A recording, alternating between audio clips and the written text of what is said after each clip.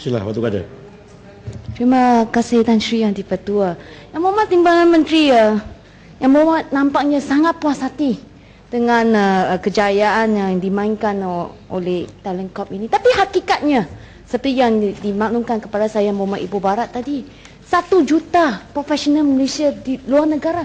Dan kita masih mengalami masalah pengaliran keluar talent kita, golongan cerdik pandai kita. Jadi, Yang Mohd Kementerian mestilah mengakui bahawa masih ada banyak masalah dalam polisi-polisi kerajaan yang perlu diperbaiki, yang perlu dimasukkan. Apa maknanya Talent Corp Tan Sri 20 juta diperuntukkan apabila pada masa yang sama kita ada pengaliran pakar-pakar kita, profesional kita ke luar negara. Jadi Yang Mohd sendiri jangan gembira sendiri. Saya nak tahu bagaimanakah kerajaan menilai kejayaan Talent Corp ini. Apakah sasarannya?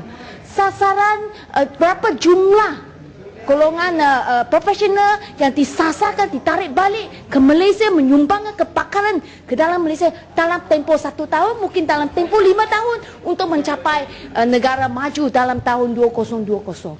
Sasarannya, objektifnya, jangan Saya sendiri jawab gembira. lah. Bagi peluang jawab. Tan Sri, benda yang sama yang dibawa pada Oktober 31 tu, sama balik, cerita sama. Tengok, tak mau dengar ni. Tan Sri seorang wanita perlu sabar. Maka lelaki pun sabar, wanita kena sabar. Saya minta supaya Batu Gajah janganlah. Saya tahu batunya sudah gajah. So tak payah. Tan Sri, saya nak tekankan di sini, beliau rakan baik saya. Saya rasa wujudnya Talent Corp adalah untuk membetulkan kalau ada masalah yang sedia ada. Supaya kita lihat balik orang-orang yang boleh memberi sumbangan. Dan Batu Gajah pun sedia tahu bahawa peredaran zaman dunia ini secara berubah.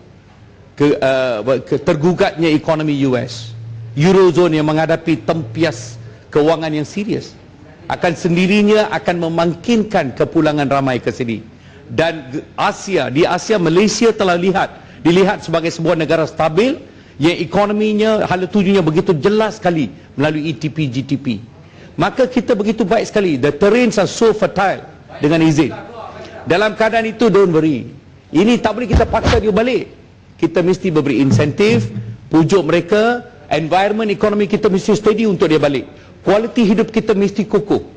Dalam proses itulah, bantulah.